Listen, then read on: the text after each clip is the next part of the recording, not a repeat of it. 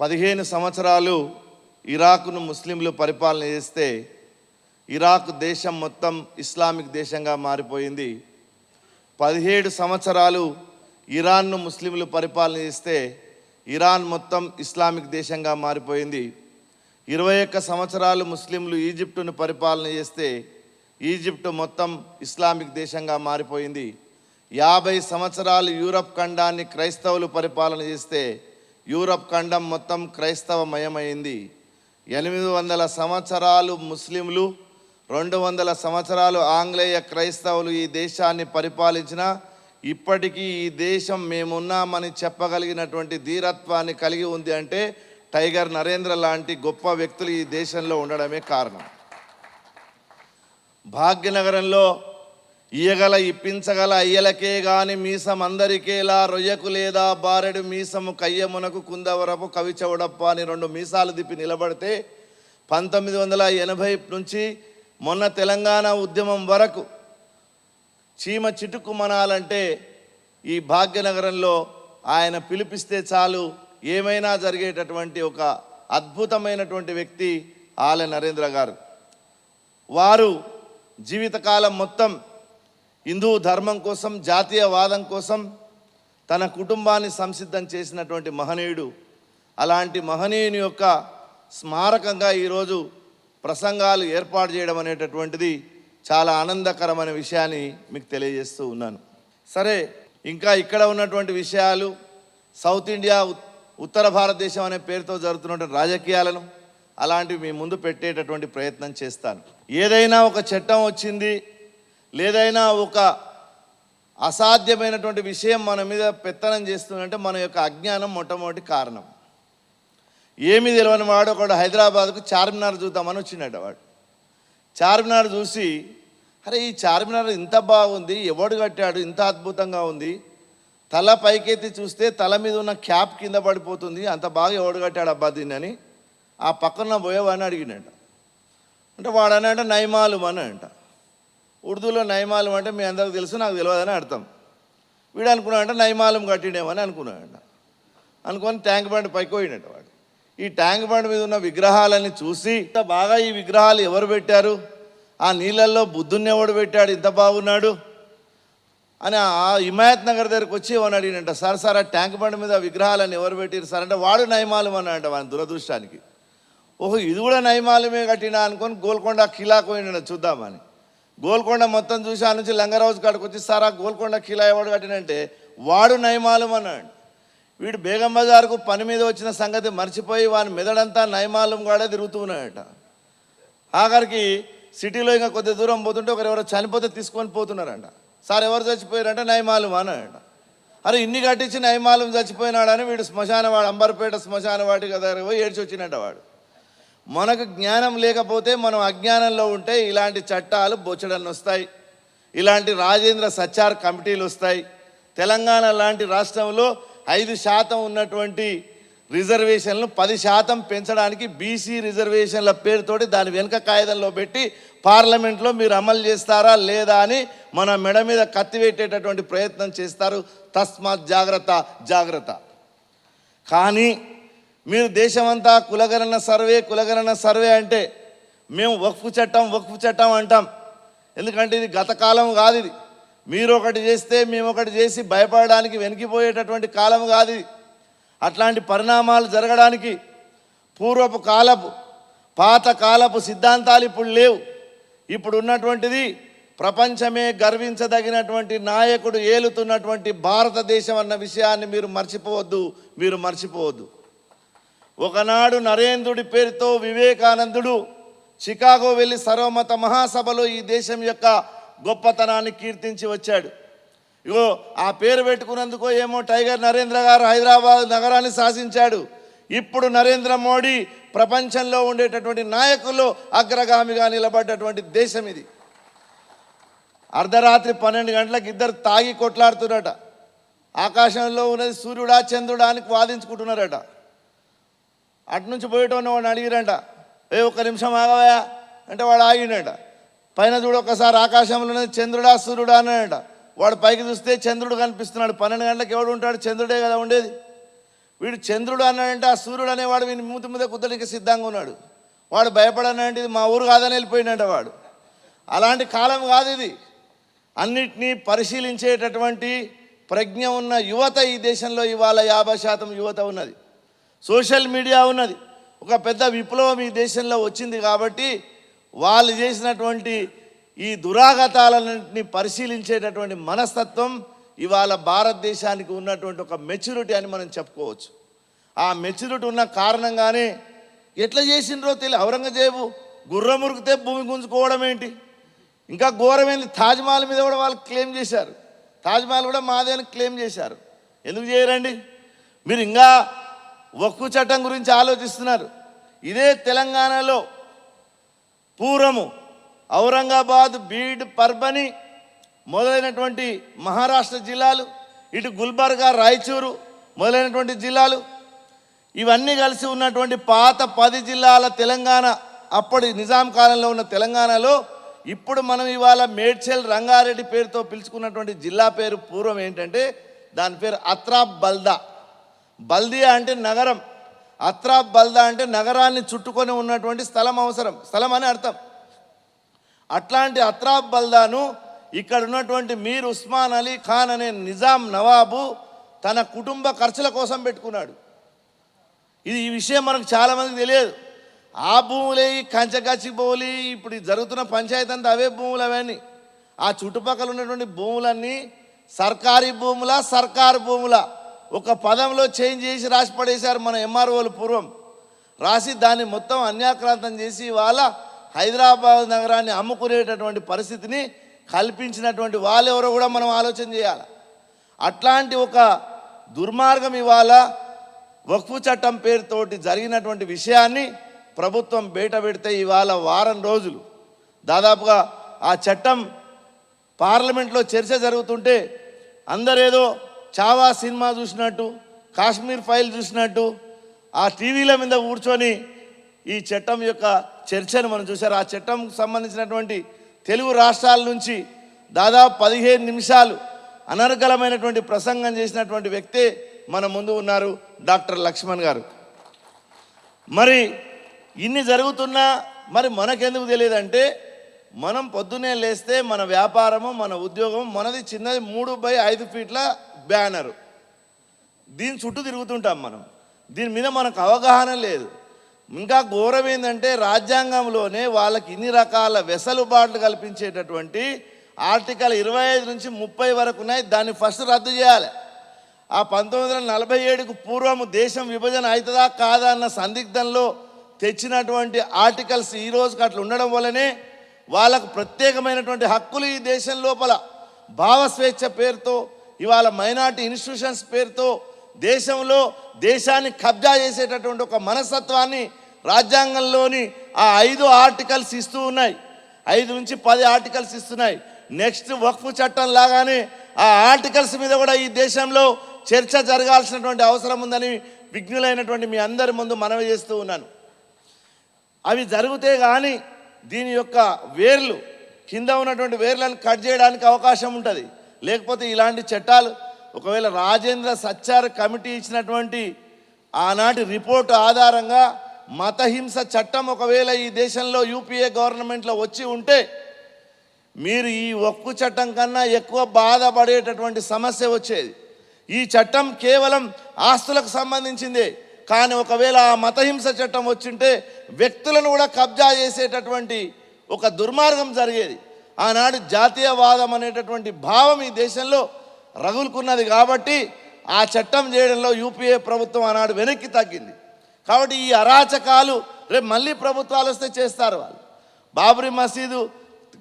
బాబ్రీ మసీదు రామ మందిరం తీర్పు వస్తే ఈ దేశంలో ఆ తీర్పు ఏమన్నా సుమారు 170 ఏళ్ల పోరాటం. ఆ తీర్పు వేల మంది బలి అయ్యారు, లక్షలాది మంది ప్రాణాలు పోగొట్టుకున్నారు, ఎన్నో యుద్ధాలు జరిగినాయి. దాని 1523 నుంచి 2024 వరకు లక్షల మంది ప్రాణాలు పోయినాయి. పోనీ ఆ తీర్పు ఏమన్నా విశ్వ హిందూ పరిషత్ ఆఫీసులో కూర్చొని రాసిండ్రా? రాష్ట్రీయ స్వయం సేవక సంఘ ఆఫీసులో కూర్చొని రాసిండ్రా? భారతీయ జనతా పార్టీ కార్యాలయంలో కూర్చొని రాసిండ్రా? కానీ ఆ తీర్పు మనకు అనుకూలంగా వస్తే బయట కనీసం సెలబ్రేట్ చేసుకోలేనటువంటి పరిస్థితి ఎందుకు ఉంది? ఇది ఒక సామాజికమైనటువంటి దౌర్బల్యం కాకపోతే ఏంటి?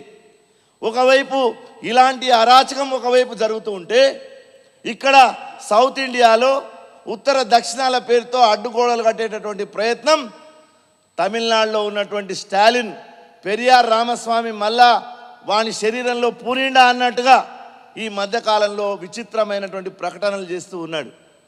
నిజానికి ఈ దేశంలో కమ్యూనిస్టులు సృష్టించినటువంటి ఇట్లాంటి కృత్రిమ సిద్ధాంతాలు, కృత్రిమమైనటువంటి విప్లవాలు ఇవన్నీ సమాజంలో ఎప్పుడు అడ్డుగోడలు కడుతూ వచ్చాయి. అయితే ఇవాళ మనం గ్రహించేటటువంటి శక్తి, విజ్ఞానం, మేధ మనకు కలిగింది. దాన్ని విప్పదీసి చెప్పేటటువంటి జ్ఞానం అక్కడక్కడ ఎక్కడో ఒక చోట మెరుపులాగా మెరుస్తూ ఉంది కాబట్టి సరిపోయింది. 1944లోనే పెరియార్ రామస్వామి హిందీ వ్యతిరేక ఉద్యమం తెచ్చి 10,000 మంది అనుచరులతోటి భారతదేశానికి స్వాతంత్రం వచ్చిన తర్వాత 10,000 మంది అనుచరులతోటి భారత రాజ్యాంగ ప్రతులను కాల్చివేసేటటువంటి ప్రయత్నం చేశాడు. రాముని యొక్క విగ్రహాలను నడి బజార్లోకి తీసుకొని వచ్చి విరగొట్టే ప్రయత్నం చేశాడు. పిల్లయ్యార్ అనే పేరుతో ఉన్న గణేష్ విగ్రహాలను తాళ్లతో గుంజుకొని వచ్చి నడి వీధిలో కాల్చివేయించాడు. పన్నీర్ సెల్వం అనేటటువంటి తన అనుచరుణ్ణి బ్రిటిష్ వాళ్ళ దగ్గరికి పంపించి మాకు ద్రవిడిస్తాన్ అనే పేరుతో వేరే దేశం కావాలని చెప్పేసి ఆనాడు పెరియార్ రామస్వామి ప్రయత్నం చేశాడు.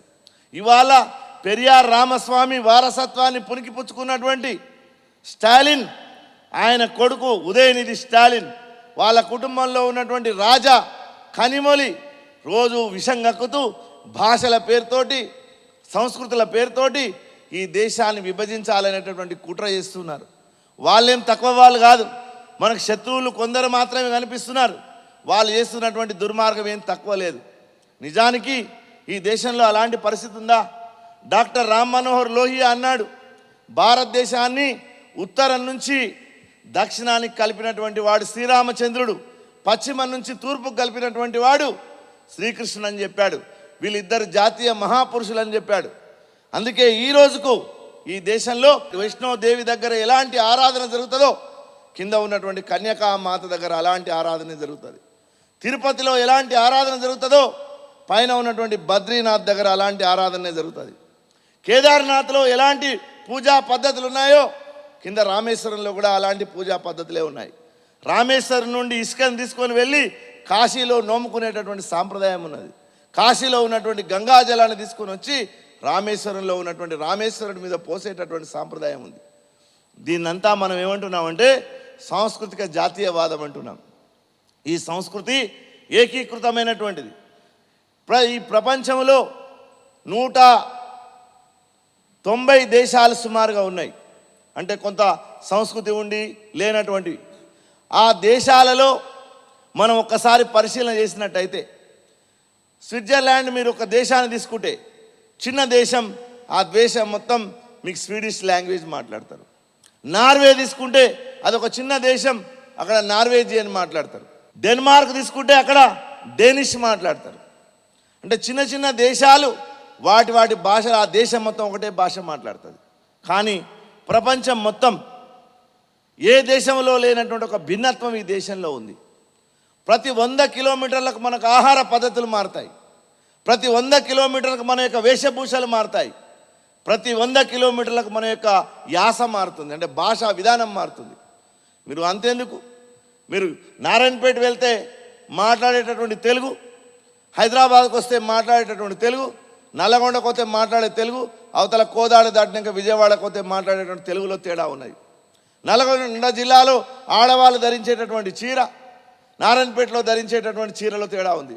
ఆదిలాబాద్లో ఒక రకమైన పద్ధతి ఉంటే అలంపూర్లో ఇంకొక రకమైన పద్ధతి ఉంటుంది. ఓల్డ్ సిటీలో ఒక రకమైన పద్ధతి ఉంటే న్యూ సిటీలో ఒక రకమైన పద్ధతి ఉంటుంది. ఇన్ని రకాల వైవిధ్యాలున్న ఈ దేశాన్ని కలిపి ఉంచేటటువంటి ఒక సాంస్కృతిక వాదం మన దేశంలో పూర్వం నుంచి ఋషుల పరంపరగా మనకు వచ్చింది. ఉత్తర దేశం నుంచి వచ్చినటువంటి అగస్త్యుడు తమిళనాడులో స్థిరపడి తమిళనాడు వాళ్ళకు మొట్టమొదటి వ్యాకరణం ఇచ్చాడు. దాన్ని అగట్టీయం అంటారు. వాల్మీకి ఎక్కడో ఉత్తర దేశంలో రాసినటువంటి రామాయణాన్ని ఆధారం చేసుకొని ఈ దేశంలో సుమారు 300 రామాయణాలు వచ్చినాయి. దేశీ భాషల్లో వచ్చినటువంటి మొట్టమొదటి రామాయణం తమిళనాడులో కమ్మన్ రామాయణం, కేరళలో ఒక రామాయణం వచ్చింది, దాని పేరు ఎచ్చుతత్సన్ రామాయణం. కేరళ మీరందరూ చాలామంది వెళ్ళి ఉండవచ్చు. అక్కడ సంవత్సరంలో ఒక 10 నెలలు మేఘాలే కనిపిస్తాయి. మేఘాలు కనిపిస్తే అంటే ఎప్పుడు వర్షపాతము, మంచు కురవడం ఇట్లాంటివి ఉంటాయి. అక్కడ యజమాని యొక్క బాధ్యత ఏంటంటే వాళ్ళ కుటుంబ సభ్యులను మొత్తం కూర్చోబెట్టుకొని ఈ ఎచ్చుతత్సన్ రామాయణం పారాయణం చేయాలి. కాబట్టి రాముడు కేరళకు వెళ్ళాడు, రాముడు తమిళనాడుకు వెళ్ళాడు, రాముడు శ్రీలంకకు వెళ్ళాడు, రాముడు ఉత్తర భారతంలో ఉన్నాడు, రాముడు జమ్మూ కాశ్మీర్లో ఉన్నాడు, రాముడు అస్సాంలో ఉన్నాడు, రాముడు గుజరాత్లో ఉన్నాడు. అన్ని రాష్ట్రాలకు రాముడు కృష్ణుడు వెళ్ళారు. వీళ్ళంతా చెప్పినట్టుగా రావణాసురుడు మా పూర్వీకుడు మా తమిళనాడులో పుట్టాడని వాళ్ళు అనుకుంటున్నారు. రావణాసురుడు ఢిల్లీ దగ్గర ఉన్నటువంటి నోయిడాలో పుట్టిండు, మండోదరి మీరట్లా పుట్టింది. మరి అక్కడ ఎట్లా పోయిండు అంటే అప్పుడు మొత్తం భారతదేశంలోనే ఈ చెప్పన్నారు దేశాలంటే 56 దేశాలు ఉన్నాయి. అంగ వంగ కళింగ కాశ్మీర కాంబోజా అని మనకు పెళ్ళి జరిగేటప్పుడు ఆ మహాసంకల్పం చెప్పేటప్పుడు 56 దేశాల పేర్లు చదువుతారు. ఆ 56 దేశాల పేర్లతోటే చెప్పన్నారంటే 56 అక్షరాలు తెలుగులో పెట్టుకున్నాం మనం, ఒక్కొక్క దేశానికి ఒక్కొక్క అక్షరం పేరుతోటి. అందులో ఆ 56 దేశాలలో ఈ మొత్తం సాంస్కృతికమైనటువంటి విలువలు ఎట్లా ఈ దేశంలో ఉన్నాయని చెప్పడానికి భాషా శాస్త్రవేత్తలు ఒక అద్భుతమైనటువంటి ఉదాహరణ ఇస్తారు. కేరళ పేరు నిజానికి చేర దేశం. అది చేర దేశం, చోళ దేశం, పాండ్య దేశం అని కింద నుంచి మనం లెక్క చేస్తే మీరు ఇంగ్లీష్లో కొన్ని పదాలు చూస్తే సిహెచ్ఈ అంటే కే అని పలుకుతుంది. అది కొన్నిట్లో క్రా అని పలుకుతుంది, సి తోటి పలికేది క్రా అని పలుకుతుంది. బ్రిటిష్ వాడు ఈ చేర అనే పదాన్ని ఉండనీయకుండా వాడు దాన్ని కేరా అని చేసి పడేశాడు, కేరళ చేశాడు దాన్ని. కాబట్టి ఇట్లాంటి కుట్రలు ఈ దేశంలో అనేకము జరిగినాయి. వాల్మీకి మహర్షి అక్కడ ఉత్తర భారతంలో రాసినటువంటి రామాయణాన్ని ఆధారం చేసుకొని మొత్తం అక్కడ ఉత్తర భారతంలో ఎన్నో రామాయణాలు వచ్చినాయి. అస్సాంలో రామాయణం వచ్చింది, గుజరాత్లో రామాయణం వచ్చింది, రాజస్థానీలో రామాయణం వచ్చింది. ఇట్లా ప్రతి రాష్ట్రంలో రామాయణం వచ్చింది. తెలుగులోనే 25 రామాయణాలు వచ్చినాయి. కాబట్టి ఒక్క వాల్మీకి మహర్షి ఇంతమందికి ఆధారభూతమవుతూ ఉన్నాడు. అట్లా దేశాన్ని మొత్తం ఒక సాంస్కృతిక ఏకత్వంతో నడిపించడానికి ఈ దేశం లోపల ఒక గొప్ప ప్రయత్నం పూర్వం నుంచే జరుగుతూ వచ్చింది. కానీ రాజకీయాల కోసం, పిడికెడు ఓట్ల కోసం, కొన్నాళ్ళు అధికారంలో ఉండడం కోసం ఈ దేశంలో ఇలాంటి కృత్రిమమైనటువంటి ఉద్యమాలు, విప్లవాలు తెస్తూ ఉన్నారు. మీరందరూ గమనించండి, డీలిమిటేషన్ పేరుతోటి మాకు చాలా అన్యాయం జరుగుతుందని కొందరు గొడవ పెడుతున్నారు. అసలు మీ ఎమ్మెల్యేలు పనే చేస్తావారు, ఎంపీలు పనే చేస్తావారు, మీకు ఎందుకు అసలు కొత్త సీట్లు నేను అడుగుతున్నాను. ఇది కూడా నరేంద్ర మోడీ గారి ప్రభుత్వం కూడా ఆలోచించాల్సిన అవసరం ఉంది. ఇది ఎందుకంటే వాళ్ళకు లేని అవకాశాలు కల్పించడం తప్ప ఏమీ లేదు. ఎంత ఘోరంగా ఉంది, పరిపాలనలు ఎట్లా ఉంటున్నాయి మన సౌత్ స్టేట్స్లో ఒకసారి ఆలోచించండి. కుటుంబాలు పెద్దవైపోతున్నాయి, ప్రజలు బలహీనమైపోతున్నారు. ఇక్కడ కుటుంబాలు మొత్తం బలిసిపోతున్నాయి. ఒక్కొక్క రాష్ట్రాన్ని ఒక్కొక్క కుటుంబం కబ్జా చేసి వేల కోట్లకు, లక్షల కోట్లకు అధిపతులై మొత్తం ఎకో సిస్టమ్ అంతా వాళ్ళు కంట్రోల్ చేస్తున్నారు. ఆ కంట్రోల్ చేసినటువంటి దుష్పరిణామమే ఇందాక సాయి గారు అన్నట్టుగా తెలంగాణలో కూడా వక్ఫ్ చట్టం ఉంటుంది, వక్ఫ్ భూములు ఉంటాయి, ఆంధ్రాలో ఉంటాయి, తమిళనాడులో ఉంటాయి. ఎక్కడైనా వాళ్ళు లాక్కోగలిగినటువంటి అవకాశాన్ని ఎవరు ఇస్తున్నారు? ఇన్నాళ్ళు మనకు తెలియకుండా ఎవరు చేస్తున్నారు? ఆ తెలియకుండా చేసి కప్పిపెట్టినటువంటి దుర్మార్గులే ఈ ప్రాంతాన్ని మొత్తం పరిపాలిస్తున్నారు. కాబట్టి మిత్రులారా, పెద్దలారా, ఆలోచించండి. ఇవన్నీ ఒకనాడు ఆర్య ద్రావిడ సిద్ధాంతం పేరుతోటి, ఆ తర్వాత రామరావణ పేరుతోటి, ఇవాళ ఉత్తర దక్షిణాల పేరుతోటి, తర్వాత మతం పేరుతోటి మనని బూచిగా చూపించి మనని బోనులో నిలబెట్టేటటువంటి ప్రయత్నం చేస్తున్నారు. కాబట్టి ఒకవేళ మనం జాగ్రత్తగా మేల్కోకపోతే, ఈ దేశం ధ్వంసం అయిపోతే, మనం వెళ్ళడానికి 3 వైపుల సముద్రం, ఒకవైపు హిమాలయ పర్వతాలు తప్ప ఇంకేమీ లేవు. కాబట్టి మన సంస్కృతిని, మన ధర్మాన్ని, మన భాషలను, మన యొక్క దేశాన్ని, ఈ మట్టిని మనం కాపాడుకోవాలంటే టైగర్ నరేంద్ర గారు లాంటి వ్యక్తుల యొక్క స్ఫూర్తి పొందాలని కోరుకుంటూ నాకు ఈ అవకాశం ఇచ్చిన మీకు ధన్యవాదాలు తెలియజేస్తూ ముగిస్తున్నాను. నమస్కారం. ఈ వీడియో మీకు నచ్చినట్టయితే లైక్ చేయండి, 10 మందికి షేర్ చేయండి. అలాగే కామెంట్ల రూపంలో మీ అభిప్రాయాలను మాతో పంచుకోండి. Nationalist hub group of channels ను సబ్స్క్రైబ్ చేసుకుని తెలుగునాట జాతీయవాద జర్నలిజాన్ని ప్రోత్సహించండి. ఈ వీడియో కింద ఉన్న బెల్ ఐకాన్ పై క్లిక్ చేయడం మర్చిపోవద్దు.